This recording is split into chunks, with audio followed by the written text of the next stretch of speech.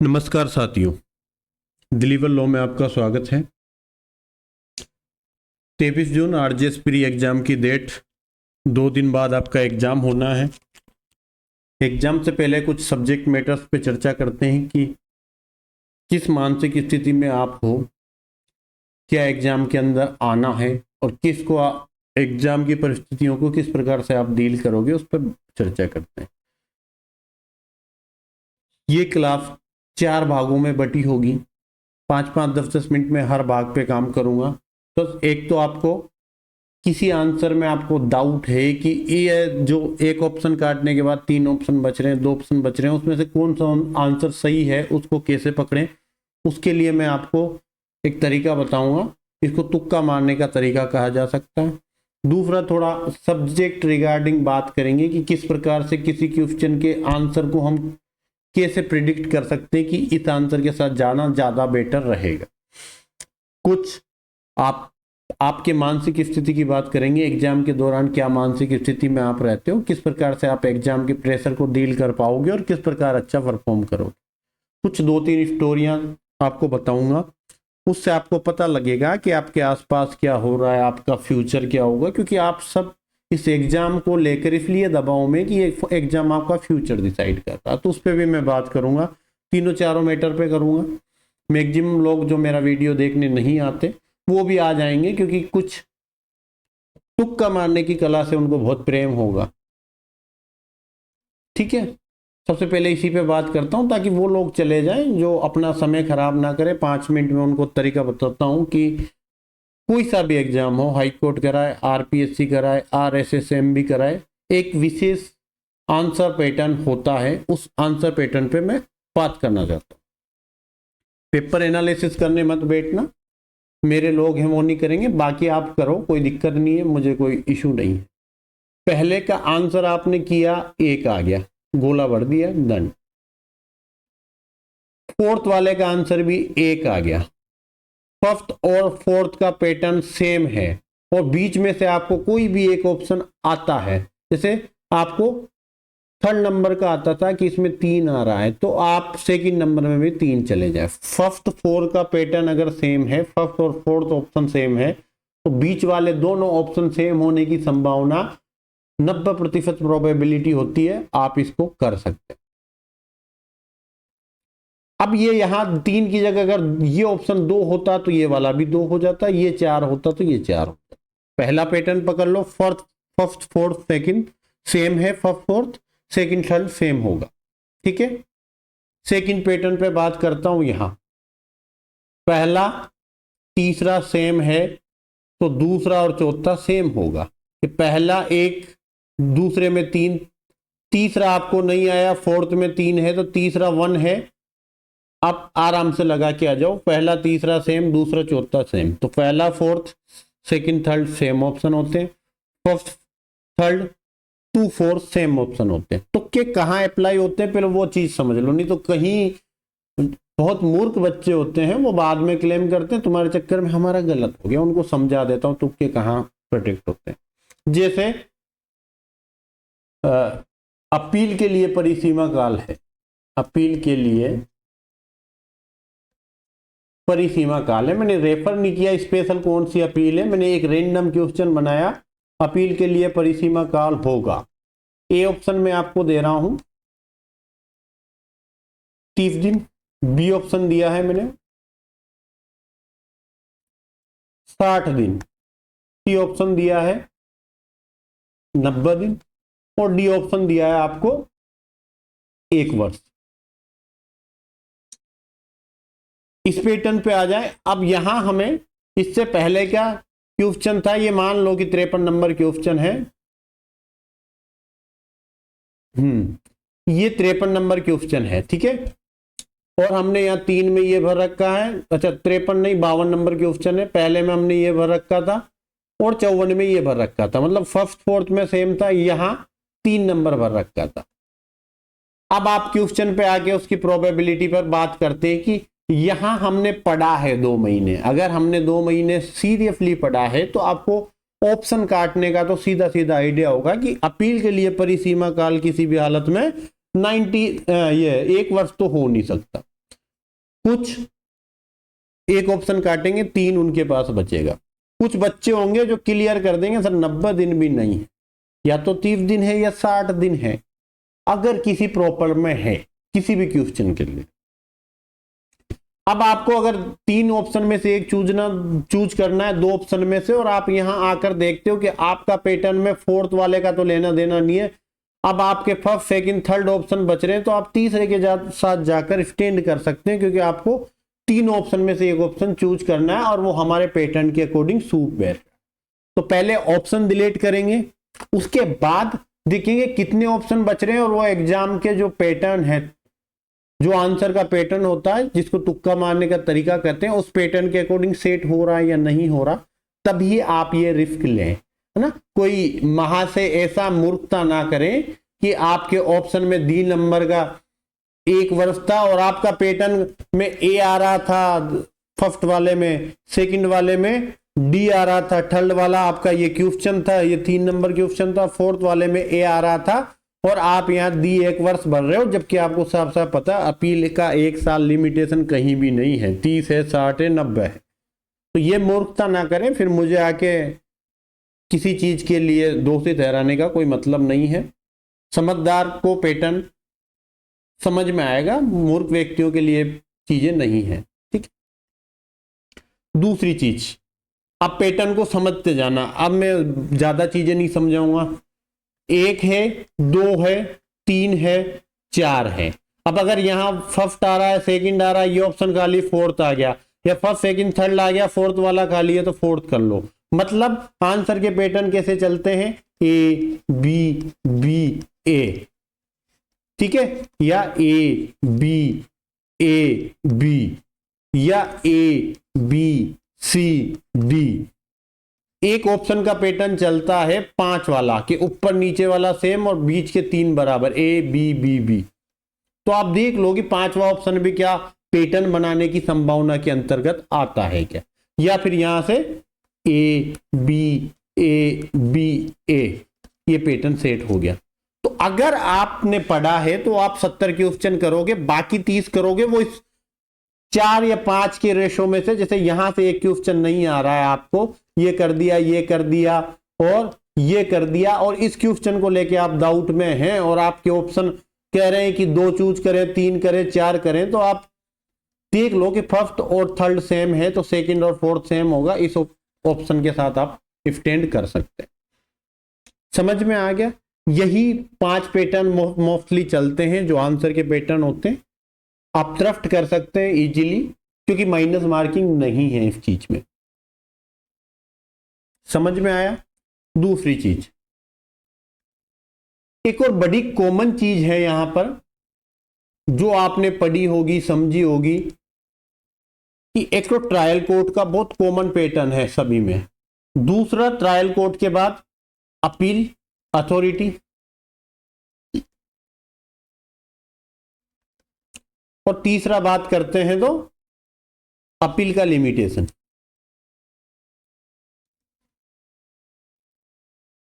तीन चीज। Trial maximum आप देखोगे तो महानगर मजिस्ट्रेट या जुडिशियल मजिस्ट्रेट फर्स्ट क्लास अधिकतर अपराधों का ट्रायल कर रहे हैं, जैसे एनआई एक्ट के अधीन मामलों का विचारण एमएमजेएम फर्स्ट, डीवी एक्ट के मामलों का विचारण एमएमजेएम फर्स्ट, और जहां स्पेशल कोर्ट है वहां स्पेशल कोर्ट। कॉमनली अगर कहीं पे ट्रायल कोर्ट पूछा जाता है, आप एमएमजेएम फर्स्ट के साथ स्टैंड कर सकते हैं। अपील अथॉरिटी देखो तो अगर सिविल जज केडर है, सिविल जज केडर जो आप भर्ती परीक्षा दे रहे हो, आरजेएस को सिविल जज केडर कहा जाता है, यहां से मजिस्ट्रेट जाते हैं।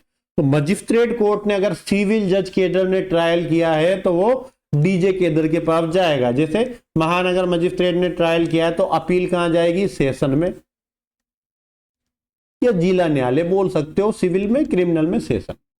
अगर डीजे केडर या एडीजे केडर के द्वारा ट्रायल हो रही है तो सीधी सीधी हाई कोर्ट में अपील जाएगी। आंख बंद करके कराना, 90% से ज्यादा प्रोबेबिलिटी है कि यही प्रकार का पैटर्न है, सभी में आप समझोगे। जैसे चिल्ड्रन कोर्ट है, एडीजे केडर का अधिकारी बैठता है, अपील कहां जाएगी, हाई कोर्ट चली जाएगी। समझ आ गया। अब एनआई कोर्ट है, एनआई कोर्ट में कौन बैठ रहा है? महानगर magistrate, judicial magistrate first class. Appeal कहां जाएगी? अगर दोष सिद्ध किया है एनआई का, इसकी अपील का, एनआई का अपील का विशेष याद रखना कि दोष सिद्ध किया है तो सेशन में, और अगर एनआई एक्ट का केस था और दोष मुक्त कर दिया तो फिर अपील जाएगी हाई कोर्ट में, दोष मुक्ति की हाई कोर्ट में, दोष सिद्धि की सेशन में। बाकी आप सब जगह देखोगे, सब जगह अपील मजिस्ट्रेट कोर्ट ने अगर ट्रायल किया है तो सेशन में जा रही है, एडीजे, डीजे, सेशन इन लोगों ने ट्रायल किया तो हाई कोर्ट में अपील जा रही है। सीधा सा पैटर्न है। और अपील की टाइम पीरियड आप अगर स्पेशली ध्यान दोगे तो थोड़ा बहुत अगर चेंज है तो सिर्फ रेंट कंट्रोल में है और लिमिटेशन एक्ट में अपील का बता रखा। बाकी आप 30 दिन आंख बंद करके अपील पर ट्रस्ट कर सकते हैं कि 30 दिन के अंदर सभी मामलों में अपील हो रही है। किसी ऑप्शन में, किसी क्वेश्चन में ऑप्शन ए और बी है, ऐसे आता ना ए और बी दोनों, आप ए और बी दोनों आंख बंद करके लगा दो, क्योंकि वो क्वेश्चन इसी प्रकार का फ्रेमिंग करना पड़ता है कि ए और बी ऑप्शन होते हैं, या कहीं उपरोक्त सभी हैं तो आप आंख बंद करके उपरोक्त सभी लगा दें। अगर नहीं आ रहा है तो ना, कई मूर्खता मत करना कि सर आपने कहा था लगा के आ गए। अगर क्वेश्चन नहीं आ रहा, आपको साफ ही पता है कि ये बात पूछ रहे, इसका आंसर ये है, फिर आप उपरोक्त सभी पे जा रहे हो, तो मुझे कहने की जरूरत नहीं है कि आप किस लेवल पे हो। ठीक है, ये कुछ कॉमन चीजें हैं जो पेपर के अंदर देखने को मिलेगी। क्या पढ़ा, क्या आपकी स्थिति है मानसिक, उस पे बात करते हैं। हर व्यक्ति के मन में एक डर का भाव, और डर होना भी चाहिए। डर के आगे जीत है, वो एड नहीं बना पाते अगर डर नहीं होता आपके अंदर। डर का कोई इलाज नहीं है। जो व्यक्ति कंपटीशन में होता है, मेहनत करता है, उसके लिए डरना वाजिब बात है कि आपने 2 महीने जो दिन रात मेहनत की उसके परिणाम का मामला। जिसने बेयर एक्ट पढ़ा है उसको क्वेश्चन बेयर एक्ट से 90% मिल जाएंगे और वहीं से आंसर निकल के आएंगे। वो पढ़ते ही आंसर को क्लिक कर देगा। क्वेश्चन पढ़ते वक्त ध्यान रखो कि कहीं पर क्वेश्चन में नहीं लगा हो, या कोई किसी ऑप्शन में नहीं लगा हो। ठीक है, क्योंकि वो ऑप्शन में नहीं जोड़ के उसको आंसर बनाने का प्रयास करता है। तो देख लो कि क्वेश्चन में नहीं लग रहा है, आंसर में नोट लग रहा है, तो उसको अंडरलाइन कर लो करते वक्त ही कि यहाँ नहीं है, नहीं को ध्यान में रखते हुए आंसर करना है। अब आपके डर की बात कर रहा हूं। बेयर एक्ट आपने पढ़ा है, ऑब्वियसली ये बात है कि आपने अगर बहुत मेहनत की है तो इजीली पासिंग मार्क आप पहले ही राउंड में शुरू के 120 मिनट में से 60-70 मिनट के अंदर ही 70-80 क्वेश्चन करके श्योर कर लोगे कि जो व्यक्ति 70 नंबर ला रहा है इट्स कट ऑफ में वो आ रहा है। क्यों आ रहा है, क्या बात करनी है? 55,000 फार्म डले जेएलओ के, सॉरी 70,529 फार्म डले जेएलओ के। एग्जाम में बेटे 20,000 में से कंपटीटर 10,000 ही थे। बाकी 10,000 तो पिताजी के पैसा लेके आकर घूमने आते हैं कि कुछ आ गया तो ठीक है, नहीं आया तो कोई बात नहीं, घूम फिर तो आएंगे। उस 10,000 में से कितने बच्चे, 420 बच्चे इंटरव्यू कॉल हुए, मतलब 4.2% बच्चों को ही इंटरव्यू कॉल हुआ, 420। ठीक है, यहां कंपटीशन है, 55,000 फार्म डले हैं, बच्चे बैठेंगे 25,000, और श्योर कंपटीशन मान के चलो तो वही 10,000 बच्चे कंपटीशन में हैं। अब आप सोच रहे हो कि बाहर के बच्चे सर काफी इंटेलिजेंट है। मैं मानता हूं कि राजस्थान में जो लॉ की पढ़ाई है उसकी अपेक्षा बाहर के कॉलेजों के बच्चे काफी अच्छा कर पाते हैं। यही रीजन है कि राजस्थान में आउट ऑफ राजस्थान वाले ज्यादा लग पाते हैं। पर आरक्षण है, 60% राजस्थान के लगने। जनरल में भी हमारे लोग जाएंगे, ऐसा नहीं है कि हमारे पास क्रीम माइंड नहीं है। जनरल में भी हमारे लोग 20 से 25% जाएंगे, 15% आउट ऑफ राजस्थान आएंगे। वो हमारी कट ऑफ को ज्यादा प्रभावित नहीं करेंगे। इन 10,000 में से कितने बच्चे पास होंगे? 222 सीटें हैं, 15 गुना बच्चों को अगर आप कैलकुलेट करें तो कितने बच्चे होते हैं? 3330 बच्चे। और 170 बच्चे सेम मार्क्स पर आने वाले बच्चों को भी पास करना पड़ता है। जैसे मेरे 68 आए, आपके 68 आए, सब 68 वाले बच्चे पास होंगे। तो श्योर मान के चलो कि कम से कम 3500 बच्चे तो पास होंगे। मतलब हर 1/3 हर 3 में से एक बच्चा पास होगा, और हर 3 में से एक बच्चा पास होगा, इसका मतलब कंपटीशन नगण्य है। आप मेरी बात पर तरफ नहीं कर सकते, जेकिल सर है, ज्योतिष सर, ठीक है, आप उनका वीडियो देखो, इजीली वो भी यही बात बताएंगे कि जब आप 120 सीटों पे कंपटीशन थे 2021 में, जब ऑनलाइन एजुकेशन आ चुकी थी, यही लेवल था, यही तैयारियां थी, यही बड़ी बड़ी कोचिंगों के मॉक टेस्ट थे, सब कुछ यही था। कट ऑफ कितनी थी? 120 सीटों पे 1800 बच्चे पास किए थे, तब की कट ऑफ बता रहा हूं कि 78 थी, 72 जनरल थी, 67 ओबीसी थी। मेरे हिसाब से यही थी, हो सकता है एक एक नंबर कम हो, ज्यादा नहीं थी इससे। अब की कट ऑफ लोग करके लिख लो कि किसी भी हालत में जनरल 70 प्लस नहीं जाएगी, जनरल की कट ऑफ 70 प्लस नहीं जाएगी, कट ऑफ रहेगी 68 से 73 70 के बीच में, 70 से ज्यादा की हालत में किसी भी हालत में नहीं जाएगी अगर पेपर इजी बनता है। पर हाई कोर्ट का जो पैटर्न है, मुझे लगता है कि 67 से 70 के बीच में कट ऑफ जनरल की स्टैंड कर जाएगी। ओबीसी की कट ऑफ की बात करूं तो जो 65 प्लस लेके आ रहा है, वो श्योर मान के चलो कि वो कट ऑफ सिलेक्शन रेंज में है, उसको कोई रोक नहीं रहा, वो मेंस की तैयारी करने लग जाना, क्योंकि हाई कोर्ट का इतना पेपर का लेवल सेट करना अच्छी तरह से आता, हाई कोर्ट को मजाक नहीं है। अब लो प्रेप वालों ने मॉक लिया, 4000 बच्चे बैठे, 7000 बच्चे बैठे, सर उसमें से 76 प्लस वाले बच्चे थे इतने। लो प्रेप के टेस्ट में क्या पूछ रहे हैं? इज प्लेइंग कौन सा टेंस है बताइए? 5वीं क्लास का बच्चा भी बता देगा सर कि ये प्रेजेंट कंटिन्यूस टेंस है ना? तो ये क्वेश्चन था, ये क्वेश्चन का लेवल था, हाई कोर्ट है, वो ऐसे मजाक करने नहीं बैठता, है ना?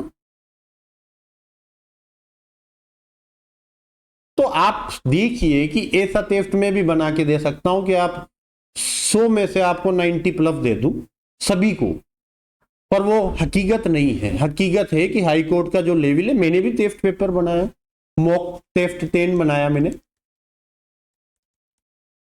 कह दिया कि 60 प्लस जो भी आ रहा है श्योर है कि मेरी तरफ से वो सेलेक्ट हो जाएगा। हाई कोर्ट का जो लेवल है, आप देखिए कि मैं जब उसकी लिस्ट देखता हूं बच्चों के मार्क्स की, तो 80 प्लस तो कोई रेयर 5 बच्चे मिलेंगे कि 100 में से 5 बच्चे 80 प्लस कर पा रहे हैं, और आप 70 प्लस देखोगे तो गिनती के 10 बच्चे 70 प्लस मिलेंगे, बाकी 70 से डाउन 60 प्लस, कोई 55 पे खेल रहा है, कोई 42 पे खेल रहा है, कोई 48 पे खेल रहा है। ये पेपर का एक्चुअल वो हाईएस्ट लेवल था जो मैंने बताया, वो हाईएस्ट लेवल था कि मॉक 10 इससे ज्यादा तब हाई कोर्ट पेपर नहीं बनाएगा। वो हाईएस्ट लेवल को मैंने टच करके आपको बताया था कि अगर आप ये मॉक दे रहे हैं, आपने इस मॉक पे इतने नंबर लाए, मतलब आप श्योर मान के चलो आपको रोकेगा कोई। हर प्रकार के क्वेश्चन शामिल करते हैं कि आप हायर जुडिशरी में पूछे हुए शामिल कर रहे हो, आप वहां पर अमेंडमेंट शामिल कर रहे हो, आप कौन सा अमेंडमेंट से कौन सा सेक्शन शामिल हुआ, अमेंडमेंट से जो नए चीजें जुड़ी उसमें क्या सेक्शन के अंदर लिखा वो भी पूछे, के फ्लोज भी आप पूछ रहे हो, आप टाइम पीरियड के, अथॉरिटी के, हेडिंग के, लैंग्वेज के, सबके क्वेश्चन बैलेंस करके दे रहे हो, और आपने डिफिकल्टी लेवल बहुत हाई रखा है, तब जाके आप मानते हो कि 60 नंबर में इजीली पास हो जाओगे, जो मॉक टेस्ट में दे के आ रहा है। तो एक ये चीजें होती हैं सेट करने की। लो प्रेप के टेस्ट के अंदर हिंदी इंग्लिश में 30 में से 27 नंबर आ गए उस व्यक्ति के जिसको इंग्लिश नहीं आती। मैंने खुद ने भी लगा के देखा, 30 में से इंग्लिश में मेरे 15 में से 13 क्वेश्चन ठीक हो रहे हैं। मैं खुद सोच रहा हूं कि यार अभी तो पढ़ा नहीं, मुझे ये भी पता नहीं कि पेसिव का टेंस इधर से इधर बदल रहा है, सेम टेंस रहता है कि टेंस आगे वाले टेंस में चला जाता है, रिपोर्टेड स्पीच पैसिव वॉइस में टेंस के चेंजिंग में कंफ्यूजन रहता है। तो जब मैंने पढ़ा नहीं, तैयारी नहीं की, उसके बाद भी अगर 15 में से 14 नंबर श्योर कर रहा हूं तो उस पेपर का लेवल ही नहीं है। एक्चुअल चीज यही है कि वो पेपर बहुत ईजी था। बगल वाले ने क्या किया उसको देखकर बिल्कुल विचलित नहीं होना। 3500 सीटें हैं, हो सकता है आपके बगल वाला बहुत अच्छा परफॉर्म कर रहा हो, ऐसे परफॉर्मर से मैं भी मिलना चाहूंगा। मेंस में मुझे दिखा देना कि हाँ सर इस बंदे की परफॉर्मेंस थी, मैं बात करूंगा कि हाँ हर एग्जाम अलग लेवल का होता है। फिलहाल ये मत देखो कि बगल में कौन है, अगल में कौन है, किसका क्या परफॉर्मेंस है। आपका काम प्री निकालना है और 3500 सीटें सफिशिएंट होती है। आप इतना देखो कि आप 70 प्लस का स्कोर कैसे कर पाते हो, उसको टारगेट करके आप माइंड को आगे बढ़िए। हमारा क्या होना है, पेपर के दौरान डर है, इस डर से बचना है, कैसे क्या करना है, उस पर बात करूंगा। आप पेपर देने गए, ये ए नामक व्यक्ति है, पेपर दिया, 100 में से 95 मार्क्स इसने प्राप्त कर लिए। ये पेपर से बाहर चला, एक एक्सीडेंट है, और इस एक्सीडेंट में भगवान ने इसने को कहा कि यार एक आरजेएफ की जरूरत मुझे है, तुम इधर आ जाओ, और अपने पास बुला लिया। ये व्यक्ति मर गया। भगवान की इच्छा क्या थी उसको आप नहीं जानते, मैं भी नहीं जानता कि भगवान की इच्छा क्या है। हमारा काम था कि हमने 2 मंथ मेहनत की, और 2 मंथ की मेहनत को 2 घंटे में निखारेंगे, जो 23 जून को हमें अंदर आएगी। अब डर के पहले ही मर लो, या अंदर छोटी छोटी चीजों को इकट्ठा करके एक एक पॉइंट को कलेक्ट करके और बेटर परफॉर्म करने का प्रयास करें। जिसने भी पढ़ा है, इजीली मान के चल रहा हूं कि 100 में से आप 60 क्वेश्चन तो देखते ही कर दोगे पहले ही राउंड में। जिसने बढ़िया पढ़ा है वो 70 से 75 नंबर आराम से पहले राउंड में कर देगा। बाकी के 40 क्वेश्चन है, 2-2 ऑप्शंस आप इजीली डिलीट करने की अवस्था में होते हो अगर आपने पढ़ा है। बाकी 2 में भी रिस्क लेते हो तो मैं प्रोबेबिलिटी बात करता हूं कि 40 में से 15 क्वेश्चन तो आपके ठीक हो ही जाते हैं। किसी की बहुत ही गंदी किस्मत है तो भी 10 क्वेश्चन तो यहां से आराम से निकल जाएंगे, अगर आपने 40 क्वेश्चन में से 2-2 ऑप्शन काट के किए। तो कंपटीशन है कहां, किस चीज से डर रहे हो? वही बड़ी कोचिंग है जो आपको कह रही थी कि एपीओ जून में हो जाएगा, उसके नाम पे आपसे फीस ले ली। वही कोचिंग है आपको डरा रही है कि टॉप इतनी जाएगी ताकि आप उनकी टेस्ट सीरीज ले लीजिए या आप उनकी एडमिशन में ले लीजिए कोचिंग में। ठीक है, उनका बिजनेस है, काम करते आए हैं, बता रखा है मैंने कि क्या करते हैं ये लोग। ठीक है, माफिया है, कोचिंग माफिया, समझो। पढ़ा रहे हैं, मेहनत कर रहे हैं, अच्छी चीज करते हैं, मैं उसकी तारीफ करता हूं। मैंने अपने ग्रुप में भी अप्रिशिएट किया है कि हाँ, सूर्य सर का वाक्य में मेहनत है, अच्छी मेहनत कर रहा व्यक्ति, उसको अप्रिशिएट करने में कोई इशू नहीं है। कोई भी इंस्टीट्यूट अगर मेहनत करती है तो बच्चों के हित में कर रही है, उसको अप्रिशिएट करने में हमें कोई दिक्कत।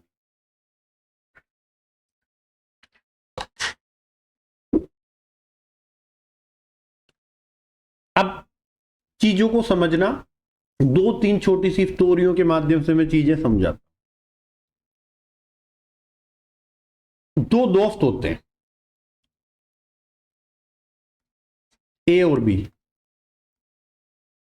तो समुद्र में जाके शंख खोदते हैं, शंखों को बेचते हैं। रोज उन्हें अपनी अपनी मेहनत करते रहते हैं, कोई दिक्कत नहीं है, जो शंख मिलते हैं बेच देते हैं। एक दिन एक को एक बड़ा शंख मिल गया, क्या होगा? बी वाले को चिंता होगी कि यार मेरे दोस्त को बड़ा शंख मिल गया और इसका बड़ा शंख महंगा बिकेगा। अब बी वाला कह रहा मैं इससे बड़ा ढूंढूंगा, इससे बड़ा शंख ढूंढूंगा और तभी जाके उसको संतुष्टि होगी। इस चक्कर में अपने छोटे छोटे 2000 शंख निकाल के फेंक दिए। जो वो रोज ही उनको कलेक्ट करके बेचता था उसको निकाल दिया कि उसके माइंड में बड़ा शंख घुसा हुआ, और वो ये बड़ा शंख दुकान पे जाके 1000 रुपए में बेचा। और इसके जो 2000 छोटे शंख थे वो भी जो इसने निकाल निकाल के समुद्र में से, जो किनारे से जमीन में रेत में धसे रहते हैं, वो निकाल के देखा, बड़े शंख की तलाश में फेंके, उनको भी इकट्ठा करके लाया और इसको भी बेच दिया। इसके तो 3000 हो गए। और इसने उस बड़े शंख में कि इससे भी बड़ा है ना, ग्रेटर देन, ग्रेट, ठीक था क्या? ग्रेटर देन हो सकता है स्पेलिंग ग्रेटर, ग्रेट, हाँ ग्रेटर देन जो भी है स्पेलिंग देख लेना। तो ग्रेटर देन वाली जो फीलिंग आ गई कि इससे बड़ा करूंगा, इससे बड़ा करूंगा, वहां से उसने वो 2000 छोटी आवश्यक चीजें छोड़। ये आप लोगों के साथ होगा कि आप किसी से ईर्ष्या करके ना बैठें। आपके बगल का क्या परफॉर्मेंस कर रहा है, वो आपको डरा रहा है, धमका रहा है कि मेरे इतने आ रहे, तुम्हारे तो कुछ नहीं आ रहे, तुम फेल हो जाओगे, गौण बातें हैं। भगवान एक पॉइंट में गेम बदल देगा। कैसे बदलेगा? यहां वो एमआर सीट पे बात करता हूं, ये ओएमआर सीट। आपको पहले में 158 में आपको एक भरना था, आपने 158 की जगह 159 में भर दिया। 158 में एक भरना था, 159 में भर दिया। अगले सारे गोले +1 होते चले गए, इसका इसमें, इसका इसमें, इसका इसमें, खत्म गेम। ये आपने बहुत अच्छा कर लिया, 100 में से 95 ले लिए, पर आप मेम्स देने तक जिंदा नहीं बचे। मेम्स देने से चूक गए आप, देखा है मैंने बहुत एग्जाम्पल देखे। आपने मेंस भी दे लिया। 3 बच्चे, मैं उनकी तीनों बच्चों की बात करता हूं। ये सबसे बेटर एग्जाम्पल है आपके साथ, 3 बच्चों की बात करता हूं जिन पिछले आरजेएस में ओबीसी सर्टिफिकेट 1 साल के अंदर का नहीं होने के कारण 3 लोग जो फाइनली सेलेक्ट होने के बाद भी बाहर कर दिए गए थे। एक व्यक्ति को मैं बहुत अच्छे से जानता हूं,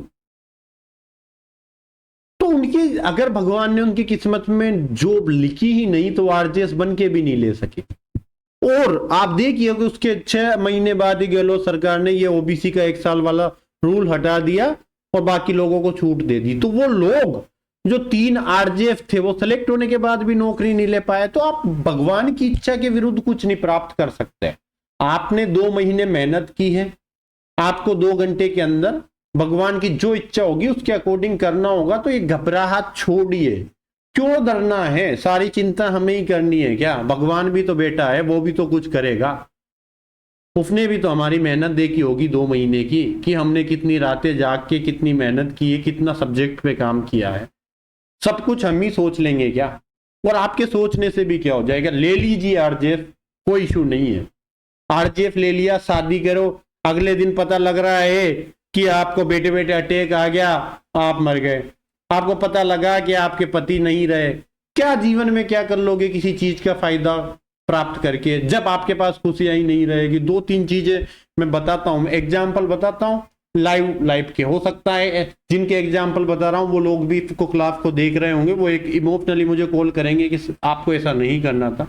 एक कॉमन कंसेप्ट कि एक विलेजर है, एक गांव के लोग हैं, वो बहुत पैसे वाले और हाई इंटरेस्ट पे उधार देते हैं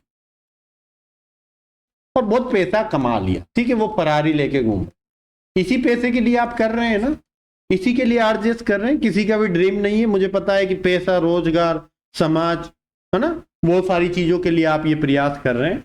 किसी का भी ड्रीम व्रीम कुछ नहीं होता। अगर नौकरी से पैसा नहीं मिलता तो गारंटी कोई किताब उठा के पढ़ ले, इंटरेस्टेड किसी का नहीं होता। हाई इंटरेस्ट पे दिया, इकलौता बच्चा था, बच्चा एक्सीडेंट में मर गया। अब क्या कर रहे हैं वो लोग? वो जो पैसा उन्होंने हाई इंटरेस्ट पे दे के लोगों से लिया था कि 2% का ब्याज में बहुत बड़ी मानता हूं, अगर आप 10% के ब्याज पे किसी से पैसा दे के पैसा कमाया और उन लोगों की बददुआएं मिली कि वो 10% के ब्याज पे जो पे कर रहे थे, एक ही बच्चा था वो एक्सीडेंट में मर गया, क्या करोगे उस करोड़ रुपए का? अब आप भागवत कथा कराते हुए उस पैसे को इन्वेस्ट कर रहे हैं, धार्मिक कार्य में लगा रहे, क्या काम आया धर्म? यही धर्म था कि आप इस व्यक्ति का खून नहीं पीते, इसकी बददुआएं नहीं लेते, तो हो सकता था ये बच्चा आपके पास रहता। तो आप अगर 100 दिन बुरा काम कर रहे हो और एक दिन आप भगवान के भरोसे बैठे हो, ये चीजें बैलेंस नहीं होती। क्या होना है भगवान के हाथ में है, आपके कर्मों के हाथ में, कि आपने जो किया है उसके अकॉर्डिंग भगवान दे देगा। 2 महीने की आपकी मेहनत के अकॉर्डिंग आपको परिणाम दे देगा। उस चीजों को छोड़िए। एक और चीज बताता हूं। एक राजा के पुत्र नहीं था, राजा को एक ज्योतिष ने आके बोला आप बलि दे दीजिए एक बच्चे की तो आपके एक पुत्र हो जाए, एक बच्चे की बलि। राजा ने अनाउंस कर दिया पूरे गांव में, जो उसका पूरा क्षेत्र हुआ करता है, राजा का साम्राज्य, राजा का अधिकारिता क्षेत्र, वहां पर कि जो भी अपने बच्चे को बलि के लिए देगा उसको मैं आज के टाइम पे 500 करोड़ रुपए दूंगा। अब 500 करोड़ रुपए एक बड़ी वैल्यू है, आप समझते हो 500 करोड़ किसके पास है किसके पास नहीं है, ठीक है, तो 500 करोड़ रुपए दूंगा। एक गरीब व्यक्ति जिसके 2-3 बच्चे थे, उसने सोचा एक आध बच्चा दे देते हैं, 500 करोड़ ले लेते हैं, उसने अपना पुत्र दे दिया। तो गरीब व्यक्ति ने अपना पुत्र दे दिया, पुत्र की बलि का समय आया, राजा आए बलि के लिए। राजा ने कहा कि ठीक है, तुम्हारे माता पिता को दे दिया है मैंने 500 करोड़ रुपए, नो इशू, तुम्हारी भी कोई इच्छा हो तो बता दो, क्योंकि अब मैं तुम्हारी जान लेने वाला हूं, बलि दूंगा तुम्हारी। और वो बालक कहता है कि एक रेत का ढेर ला दो, मैं थोड़ा सा खेलना चाहता हूं। उन्होंने एक ट्रॉली रेत डलवा दी, रेत का एक ढेर था, और वो बच्चा उस रेत के पास आकर मकान बनाता है, 4 मकान बनाता है। 4 हाउस उसने बनाए, ए बी सी डी। ए बनाया, बी बनाया, सी बनाया, डी बनाया, चारों बनाकर ए को लात मार दी, तोड़ दिया, बी को लात मार दी, सी को लात मार दी। डी के सामने हाथ जोड़कर कुछ निवेदन किया, और उसके बाद कहा राजा साहब अब जो भी करना है, मारना है, करना है, आप कीजिए, अब मुझे कोई दिक्कत नहीं। राजा ने कहा यार बात तो ठीक है, मार मोड़ तो देंगे तेरे को, उसके लिए तो 500 करोड़ पे कर दिए, पर ये 4 मकान क्यों बनाए, और बना के 3 तोड़े और एक के सामने हाथ जोड़ा, ये कौन सी तांत्रिक विद्या है? क्या मुझे नुकसान पहुंचाने के लिए तुमने कोई खेल खेला है? ये घर किसका है जो तुमने बचा लिया? बच्चे ने कहा सीधी सी बात में, ए घर मेरे माता पिता का था, जिनकी जिम्मेदारी थी कि जब तक मैं वयस्क नहीं हो जाता मेरा लालन पालन पोषण करके मुझे बड़ा करने। उन्होंने बड़ा नहीं कर सकते, नहीं खिला सकते, कोई बात नहीं, वो परिस्थितियां घर की होती है, मैं एडजस्ट कर लेता हूं। उन्होंने बेच दिया पैसे के लिए, तो पहला घर मैंने उनका नष्ट किया। दूसरा, वो रिश्तेदार जिनका काम था कि मेरे घर वालों को समझाए, मुझे मोटिवेशन दे, मेरे फैमिली को कहे कि आप मत बेचो, हम तुम्हें सहयोग करके और तुम्हारी स्थिति में सुधार करने का प्रयास करेंगे। तो वो रिश्तेदार, वो परिवार, वो नातेदार जो काम आने चाहिए वो काम नहीं आए, मैंने उनके घर तोड़। तीसरा, आपका घर तोड़ा कि आप राजा हैं, आपकी जिम्मेदारी है कि पूरी प्रजा की जिम्मेदारी एक राजा पर होती है, और आप मेरे को बलि चढ़ा रहे हैं। बचा नहीं पाए वो अलग बात होती है कि मैं कहीं मर रहा था, फंस रहा था, आप मेरी जान नहीं बचा पाए, पर आप अपने हाथों से मेरी जान ले रहे हैं, ये राजा के लिए सबसे बुरा। तीसरा, आपका घर तोड़ा, तो फिर 4th घर किसका बचा था? क्या मुझे किसी से उम्मीद नहीं, एक ही व्यक्ति से उम्मीद है, वो है गॉड, और मैंने गॉड का मंदिर रहने दिया। मैंने हाथ जोड़े हैं कि भगवान इन तीनों से मुझे कोई भरोसा नहीं है, मुझे आप पर भरोसा है, आप मुझे बचा सकते हैं, बचाइए।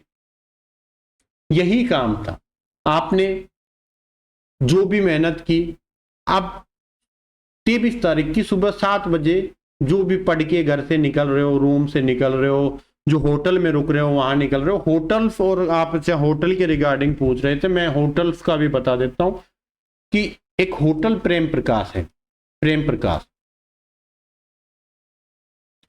अमरापुर स्थान फेमस स्थान है सिंधियों का, सिंधी समाज का अमरापुर स्थान। इस अमरापुर स्थान ट्रस्ट का ये होटल प्रेम प्रकाश है। 450-500 में एसी रूम मिल जाएगा, डबल लोगों 2 जनों के रहने के लिए। 250 रुपये में सिंपल कमरा 2 जनों के रहने के लिए, अटैच लेट बाथ, बढ़िया साफ सुथरा और अच्छी होटल पे आप रुक सकते हैं। यहीं पास में सिंधी कैंप पर है, ये सिंधी कैंप से 100 मीटर के वॉकिंग डिस्टेंस पे, 100 मीटर के, ठीक है। सिंधी कैंप जो बस स्टैंड है रेलवे स्टेशन से 1 किलोमीटर साइड में, वहीं पे ये अमरापुर स्थान है। यहीं पे एक तिवारी भोजनालय है, जो होटल रावत कचौरी वाला है, उसके नीचे तिवारी भोजनालय है, रावत कचौरी वाला।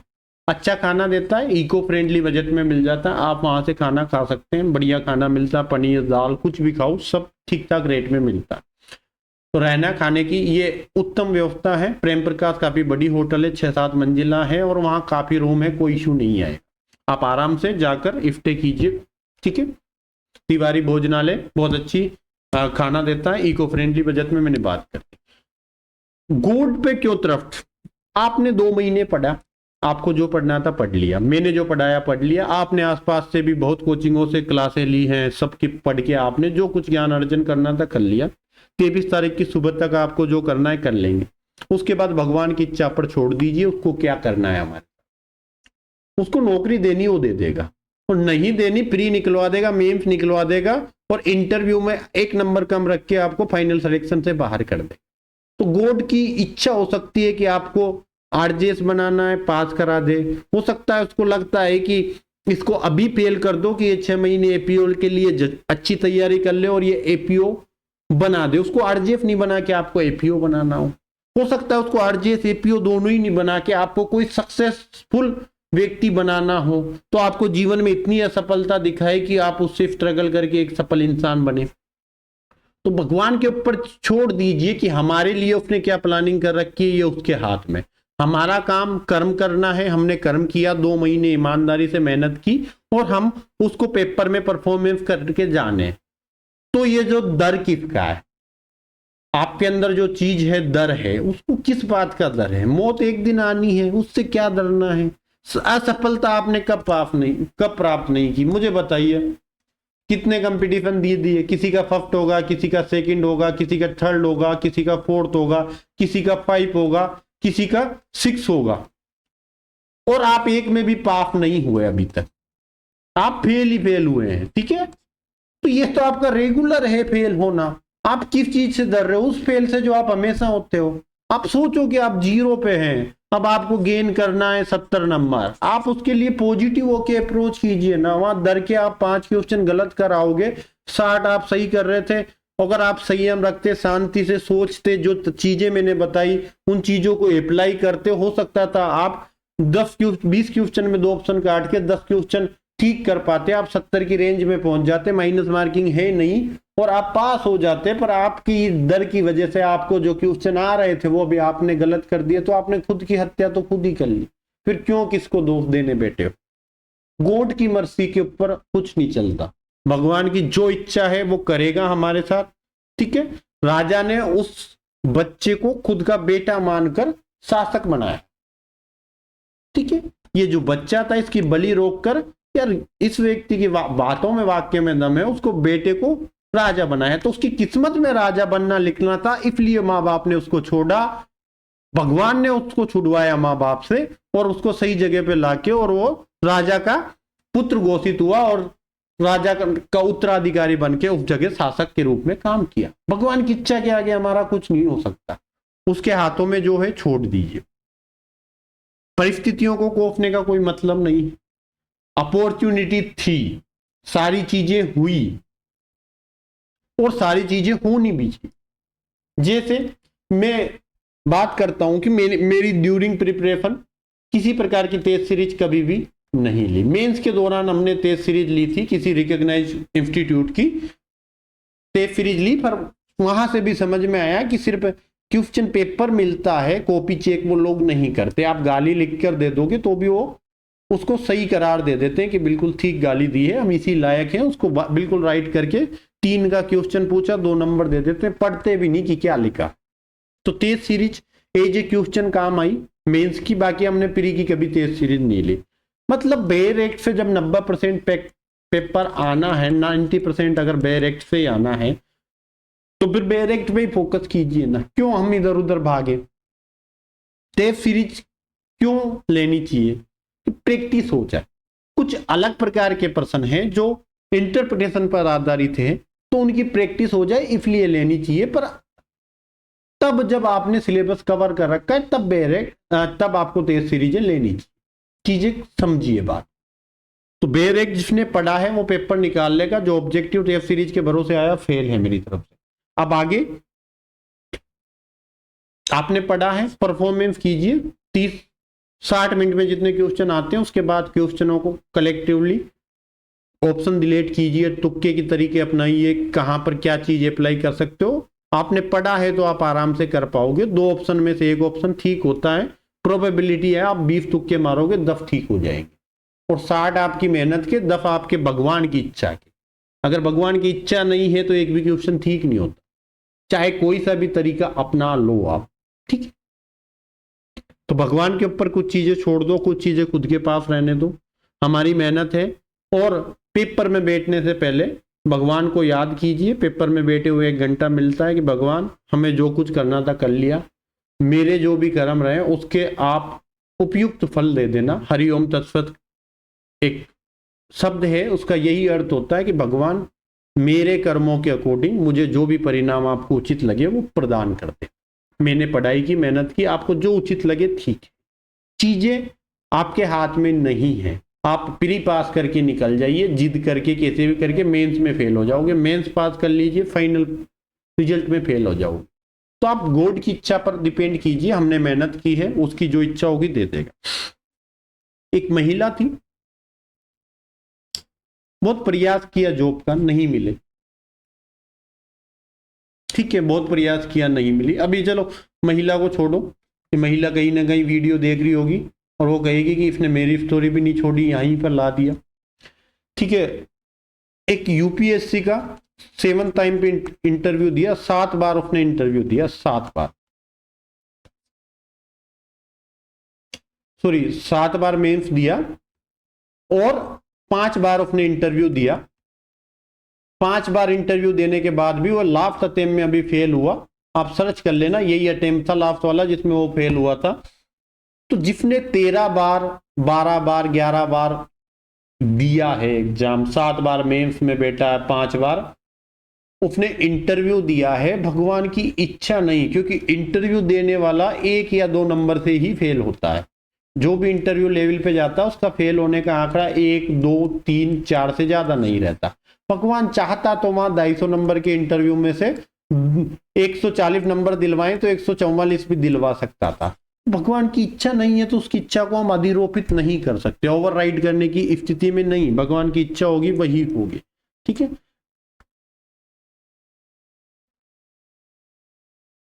भगवान चीजों को परख रहा होता। मैं खुद की बात करता हूं, प्रोटेक्शन ऑफिसर का एग्जाम था 2012 में, है ना, संरक्षण अधिकारी सेक्शन 8 डीवी एक्ट, राजस्थान में नई पोस्टें सृजित हुई थी, 2018 में एग्जाम था। मैंने 12वीं रैंक हासिल करी और मैं श्योर था कि जनरल ओबीसी की सीटें कलेक्ट करके अपना काम तो रुक नहीं रहा। मैं जनरल में फाइट करके आया था और स्थिति मुझे क्लियर थी। कुछ चीजें होती हैं कि मुझे वहां से भी वेटिंग दे दी गई और मेरी जगह एक सर्विसमैन को अंदर कर दिया, जिनके नंबर मेरे से आधे। मैं 370 नंबर लेके बैठा हूं, सॉरी 362 नंबर लेके बैठा हूं और उनके नंबर कितने 180 160 नंबर है, फिर भी अंदर हो जाए, ठीक है। डाइवोर्सी, तो सॉरी विडो, एक विडो लेडीज थी, उसको नौकरी दे दी गई। भगवान ये समझता था कि मेरे से ज्यादा इन दोनों व्यक्तियों को जॉब की जरूरत थी, उन्होंने दे दी। मैंने इसको भगवान की इच्छा मानकर एक्सेप्ट किया। चीजें दुख होती है, रोना आता है, अफसोस भी होता है कि आप इतनी बढ़िया रैंक लाते हो, चीजें नहीं कर पाते। इलेक्ट्रिसिटी का एग्जाम था, आप वही राजस्थान में टॉप 8 में, टॉप 8 रैंक के अंदर सिक्योर किया, फिर भी चीजें अपने हाथ से निकल कर वेटिंग आ जाती है। तो चीजें आपके हाथ में नहीं होती। भगवान आपको कहाँ क्या ले जाकर छोड़ेगा आपको पता नहीं होता। आप पूरे जीवन जिस जॉब के लिए स्ट्रगल करते हो, नहीं मिलती, छोड़ देते हो, घर आके बैठ जाते हो, अचानक से आप सोचते हो यार लास्ट अटेम्प्ट दे लेता हूं, देते देते कुछ ऐसी घटना होती है कि आपका हाथ कट गया और आपको विकलांग का, हाथ का नहीं 2 उंगलियां कट गई और आपका विकलांग का सर्टिफिकेट बन गया। अब आपने अमेंडमेंट किया फार्म में करेक्शन के टाइम पे और अपने विकलांग का सर्टिफिकेट लगा दिया, आप सेलेक्ट हो गए, जॉब मिल गई। तो सारी जीवन जिसके लिए आपने प्रयास किया, जब आपको जुनून था, जब आपको जॉब चाहिए थी, नहीं मिली, जब भगवान की इच्छा थी तो उसने दे दी। तो आप उसकी इच्छा को अधिरोपित मत करो। आपने प्रयास किया, जो भी होगा भगवान आपके अकॉर्डिंग उचित दे देगा। नहीं सफलता मिलती, APO is a also option for you. आपने मेहनत की है तो निश्चित रूप से सफलता मिलेगी। कहीं गलतियां नहीं करोगे, घबराओगे नहीं, तो चीजें आपके हाथ में होंगी। भगवान पर सारी चीजें छोड़ दीजिए। हमारे हाथ में जो था हमने कर लिया। जिसने पढ़ा है, मुझे लगता नहीं कि वो फेल होने की स्थिति में, क्योंकि हर 3 में से एक बच्चा पास होगा। फिर आप इतना घबरा क्यों रहे हैं, ठीक है। अब चीजें समझते हैं, स्ट्रगल क्या चीज होती है। मैं एक चीज बताता हूँ। एक टीचर थे मेरे, मुझे 12th 11th 12th पढ़ाते थे। उस टाइम पे वो 7-8 हजार रुपए महीने, कब 1,000 रुपए में 1 घंटे इस कोचिंग में पढ़ा रहे हैं, 1,000 रुपए में इस कोचिंग में पढ़ा रहे हैं। ऐसे 10 से 12 घंटे वो पढ़ाकर 12 से 15 हजार रुपए कमाते थे। ये 12 से 15 हजार रुपए दिन में अलग अलग कोचिंगों में जाके पढ़ा के कमाते थे। अचानक कोटा में एक इंस्टीट्यूट की एंट्री हुई, बड़ी इंस्टीट्यूट थी, और उन्होंने इंटरव्यू लिया और उस व्यक्ति की काबिलियत को देख के उसको, क्योंकि पढ़ाने का कौशल था, 10-12 कोचिंगों में पढ़ा रहे थे तो वाकई में पढ़ाने की स्किल थी, उनको 50,000 रुपए के पेमेंट पे हायर कर लिया। और 2015 के आसपास का एक एरा था कि मुझे मिलना पड़ा उनसे जॉब के रिगार्डिंग कि सर एक्चुअल में जॉब की रिक्वायरमेंट है और मैं मिलना चाह रहा हूं आपसे, और मैं उनसे मिला।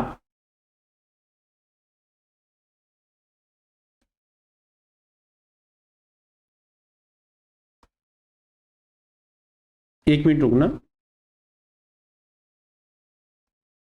हम्म।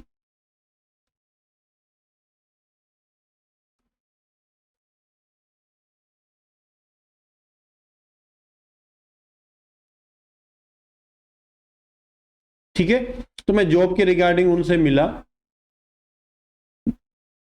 तब उनका पैकेज क्या था?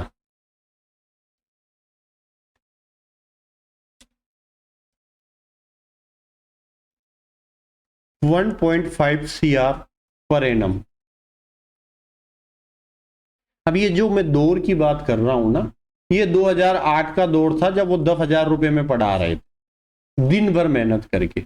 और ये जब मैं 2015 में मिल रहा था, वो 1.5 करोड़ पर एनम की फीस ले रहे थे और एलन इंस्टीट्यूट के अंदर पढ़ा रहे।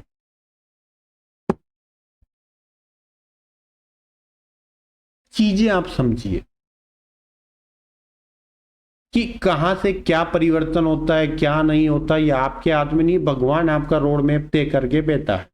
आप जॉब ले लेंगे, खुशी नहीं देगा, खुशी मिल जाएगी, जॉब नहीं देगा, खुशी जॉब दोनों दे देगा, शांति नहीं मिलेगी।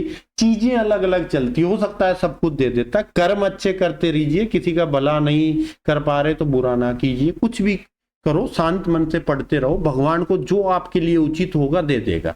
चोंच दी है तो खाना देगा, इस चीज को श्योर मान के चलो, तो ज्यादा चिंता नहीं करनी। मेहनत जबरदस्त तरीके से कीजिए, आपके अंदर डेडिकेशन होना चाहिए सिलेक्शन को लेकर, और उसके लिए आप ठीक है। लास्ट 2 दिन है, मोस्टली पॉइंट रिवाइज करना। इच्छा नहीं करेगी पढ़ने की तो किसी भी प्रकार का, किसी भी टीचर का, कोई भी बड़ा टीचर हो छोटा टीचर हो, जिससे आपको संतुष्टि मिलती है, 2x स्पीड में उसके क्लासेस सुनिए ताकि आपको चीजें याद रह जाए। जैसे किसी ने अगर 2-3 घंटे में एविडेंस पढ़ा रखा है, 1 घंटे में एविडेंस पढ़ा रखा है, या कोई भी माइनर एक्ट कर रखा है, तो आप उसको 2x स्पीड से देखेंगे तो 30 मिनट में आपका कोई माइनर एक्ट निकल जाएगा। क्योंकि लास्ट टाइम पे आपकी पढ़ने की इच्छा नहीं होगी, डर लगेगा चीजें। और मेन पॉइंटों को रिवाइज कीजिए, वोकेबुलरी पे कमांड रखिए। हिंदी इंग्लिश की वोकेबुलरी बहुत ज्यादा नहीं है, पर नंबर अच्छे दिला के जाएगी चीजें। माइनर एक्ट 40-40 30-30 धाराओं के, 30 से 40 सेक्शंस के माइनर एक्ट है, पर 2-2 3-3 क्वेश्चन हर माइनर एक्ट दिला के जाएगा, तो आप उन पर फोकस कीजिए। मेरा शुरू से रहा है, minor act complete, major act का इंपॉर्टेंट पोर्शन भी करते हो तो भी प्री निकाल दोगे।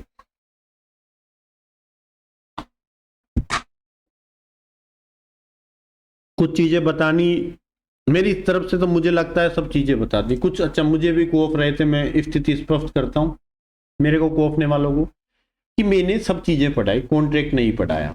कॉन्ट्रैक्ट में मैंने सेक्शन 16-17 पढ़ाया, उसके बाद मैंने नहीं पढ़ाया, परिस्थितियां मेरे कंट्रोल में नहीं थी। ठीक है, उसके अलावा आईपीसी आप कह सकते हो कि मैंने खुद नहीं पढ़ा के किसी और व्यक्ति से आईपीसी पढ़वा दी। 2 चीजें आप हटा दीजिए। इंटरप्रिटेशन के ऑब्जेक्टिव ही निकालने थे, मैंने ऑब्जेक्टिव डाल दिए, ऑब्जेक्टिव आप निकाल सकते हो। इंटरप्रिटेशन मेरे लिए कोई डजेंट मैटर नहीं है, और ये सब्जेक्ट को मैं अलग तरीके से मानता भी नहीं। ठीक है, इसको सब्जेक्ट में नहीं मानता। बाकी मैंने सारी चीजें पढ़ाई।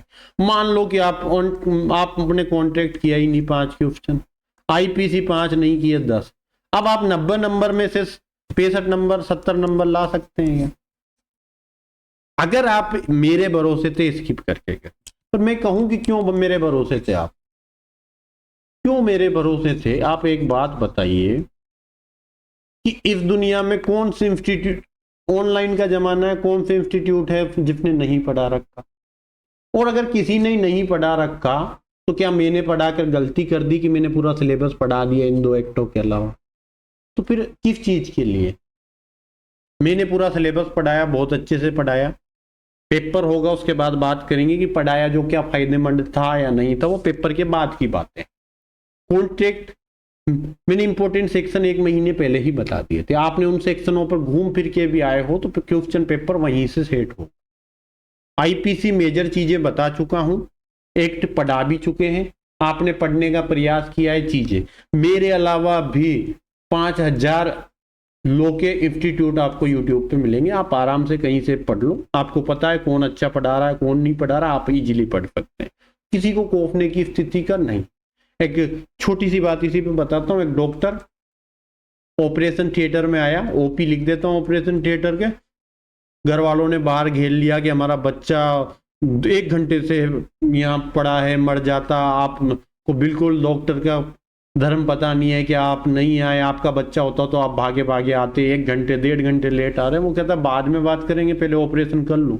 डॉक्टर ऑपरेशन थिएटर में अंदर गया, बाहर आके कहा बच्चा ठीक है, वो रिकवर कर रहा है, ठीक है मैंने ऑपरेशन कर दिया है, ही इज गुड कंडीशन, ठीक है। वो कहते कब आज मर जाता तो तुम्हें जिंदा नहीं छोड़ते, वही चीजें माता पिता के, तो वही चीजें बच्चों के जैसे वही चीजें हैं। और छुट्टी कब करोगे? उसने कहा यार नर्स से बात कर लेना, मैं जा रहा हूँ, मुझे आगे भी काम। वो चला गया, नर्स से कहा कि ये डॉक्टर इतना एरोगेंट, क्या डॉक्टर को अच्छे से बात करनी चाहिए। नर्स ने कहा कि आप सोचिए कि उसको अपना धर्म निभाना था, वो निभा के चला गया। सुबह उसके बेटे का एक्सीडेंट हुआ, डॉक्टर के बेटे का सुबह एक्सीडेंट हुआ, ठीक है, बेटे का मतलब सन का एक्सीडेंट हुआ है, और उसकी बॉडी को लेके आया है, बॉडी को लाके घर पे रखा है, फोन आ गया तो 1 घंटे के लिए यहाँ के ऑपरेशन करके गया, अब जाके अंतिम संस्कार करेगा। आपको डॉक्टर की कंडीशन पता नहीं है, आप क्यों चीज को कोफ रहे हो? आप ये देखिए ना कि आपके पास अदर ऑप्शन थे।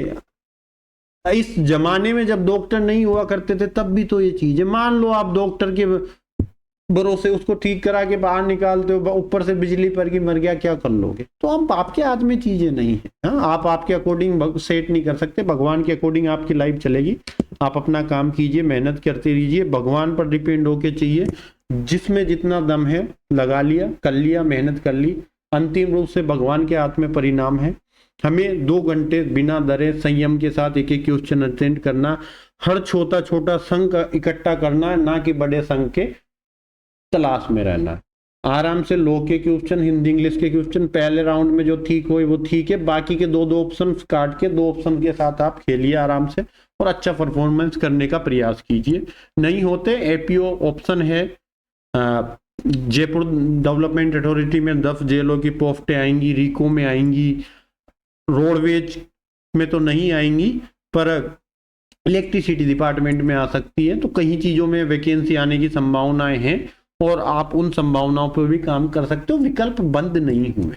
कुल मिला के यूपी में 2 बड़ी वैकेंसियां हैं, यूपी जुडिशरी आ रही है, यूपी एपीओ आ रहा है, तो काफी चीजें हैं पढ़ने वाले के लिए। तो और नहीं पढ़ने वाले के लिए कोई ऑप्शन कहीं भी नहीं है। इतना सा ही मैं मैसेज देना चाहता था। मेहनत कीजिए, पढ़िए, मेरी तरफ से शुभकामनाएं सभी को कि सभी सफलता प्राप्त करें। 25 जून की शाम को मैं वापस आप लोगों से जुड़ूंगा, बात करूंगा क्या पेपर रहा, कैसा कर पाए, कितने मार्क्स आ रहे हैं, कितनी कट ऑफ रहेगी, सब पर बात करेंगे। और आगे मेंस को लेकर क्या तैयारियां हैं उस पर भी बात करेंगे कि मेंस के लिए क्या और कैसे करना है, उस पर बात करेंगे, ठीक है।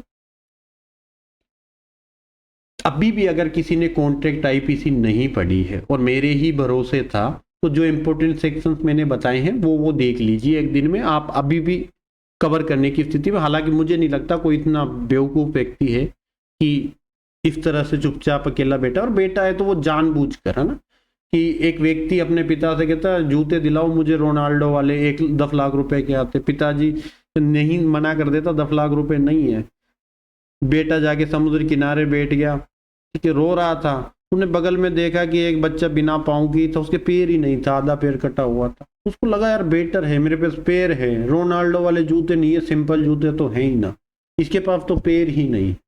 तो आप दोष क्यों दे रहे हो? किसी चीज को क्यों ब्लेम करना? आपको पढ़ाया है, जो पढ़ाया उस पर विश्वास रखिए। बेरेक्ट आपने 2 महीने पढ़ा है और उस 2 महीने पढ़ाई के ऊपर आप मेंस देने, प्री देने जाइए और आराम से पास। ठीक है, मैं कॉन्ट्रैक्ट आईपीसी कॉन्ट्रैक्ट करा भी देता, तो कौन सा परिवर्तन होना था? अगर फेल होना लिखा है तो लिखा ही है, नहीं रोक सकते। और यहाँ अगर 2 महीने की तैयारी करके प्री निकाल लोगे, मेंस में क्या करूँ? तो चीजें तो आप और मेरे हाथ में नहीं है। जितनी मेरी क्षमताओं में था सारी चीजें उतना मैंने किया। 30 जून तक मैं बंधा हुआ हूँ, उतने मेरे हाथ खुले नहीं है, मैं उतना चीजें कंट्रोल में नहीं है मेरे, ठीक है। जितना मेरी तरफ से, जैसे डॉक्टर ने ऑपरेशन थिएटर में जाके अपना धर्म निभाया, उतना धर्म मैंने निभाने का प्रयास किया। Thank you so much again, शुभकामनाएं आपको कल के लिए, परसों के लिए, सॉरी 23 जून के लिए। तैयारी कीजिए, मिलते हैं वापस 25 जून की शाम को। Thank you so much. शांति से याद कीजिएगा, भगवान को स्मरण कीजिएगा पेपर अटेंड करने से पहले, और आंसर कंप्लीट करने के बाद भी कि भगवान मुझे तो जो लगा मैंने कर दिया, अब आप संभालना, आप ठीक करना, ठीक है। ओके, चल।